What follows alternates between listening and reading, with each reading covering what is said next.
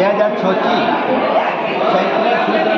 એકમથી ચૈત્ર સુદ નવરાત્રિ સુધી સામૂહિક સાધના તેમજ